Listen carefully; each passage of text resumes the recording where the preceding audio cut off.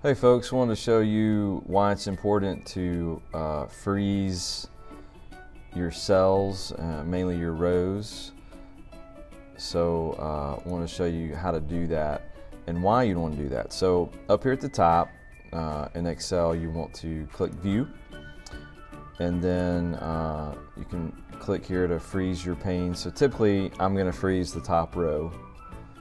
Alright, so I'll do that here. You can also freeze columns, you can freeze multiple panes, whatever you need to do. But the reason is when you sort your data, so if I go here and I'm going to sort this data here, I can sort it by merchant, for example, what this spreadsheet shows here.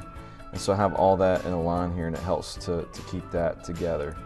Or I can also sort right here with category, which is nice. And then I can also come over here if I wanted to and sort it by smallest to largest, or largest to smallest, whatever.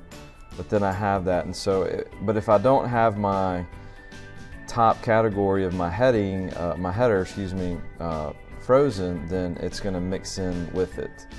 So that's why it's important to freeze your top row, and possibly more if you want. So hope that helps. Good luck.